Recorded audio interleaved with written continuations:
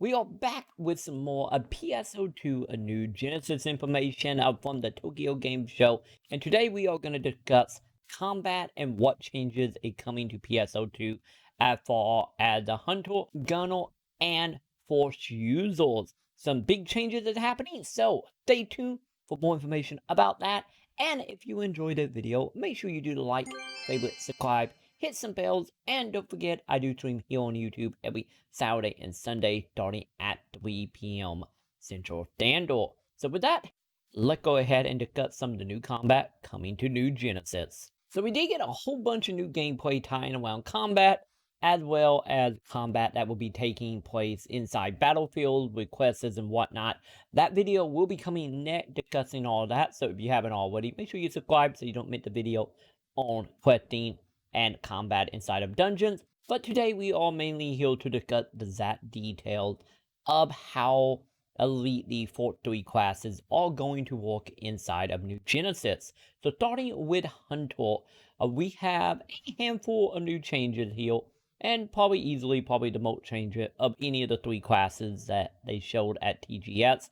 And starting off with his ability of attacking. And the one thing that will be consistent across the board, Elite for these 3 anyway, is a called no perfect attack. So for anyone who not aware of what I speak of, in PSO2, when you attack, you had a reticle that appeared around your character, and if you hit your net attack in line with that reticle, you would do extra damage. That is being totally removed inside of a New Genesis, and in return, we are getting a few other little details here, and as far as the Hunter is concerned, his attacks are a little bit faster than they were before, since for anyone who played Hunter in PSO2, you would know attack was fairly slow and very animation lock focused.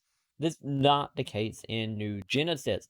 So now you can attack a lot faster, your movement is faster, and then on top of that, instead of having a perfect attack, now you actually have a combo chain that you can go into. So by attacking, you can do a combo up to 5 attacks, which will become more and more powerful as they go, right along with a little more difficult of finding the hit for the final attack in the chain. And in return, the more you can hit the enemy, the more damage you do heal with the combo. Outside of that, the Hunter is pretty much staying the same as for the Proton arts you're going to be using, and as well as the new combo chain with of course parrying and blocking. So the big change here is of course mainly movement, the combo, and the removal of perfect attack. And the next class we've seen was the Ranger, which is the single machine gun class. Some interesting stuff have actually changed for the class. As someone who mainly focused on gunner and a ranger, there was some nice little thing here, which is mainly made up of now your attack and where you stand is a lot more important compared to what it was in PSO2 when it comes to rangers. Now being too quote, you would do less damage too far away, you would do less damage as well, and having to find the happy medium between you and the enemy to get the bonus damage is going to be key to the class. And that is the main focus of trying to figure out your line of sight with the enemy and trying to manage your movement speed around them to stay in a perfect way for attack. And we're still going to keep our Proton art as was shown in that little preview of having pretty much a rocket launcher style attachment to Proton art, and most of it seemed pretty straightforward as it was with PSO2. It don't seem like a lot of changes for SEGA coming, mainly to focus on certain ranges versus other ranges, and everything else seemed to be roughly about the same, right along with no perfect attack for Ranger. And then the final class they showed was the Force user, which is mainly kind of black mage-ish for anyone who's not aware, when you casting elemental spells to defeat your enemy. And the one thing you would know for anyone who have played a Force user inside a PSO, especially in early level, your PP gauge or your MP is extremely defined, and in return come to the main skill of the class in PSO2 of trying to manage your PP consumptions. And we finally got some interesting things here that actually got me a little bit more excited to play that class, which is the ability to recover PP by doing a parry. which is brand new to the class since beforehand it was mainly left up attachments, augments, or just straight up hoping your friends can keep the enemy off your back till you get your mana back.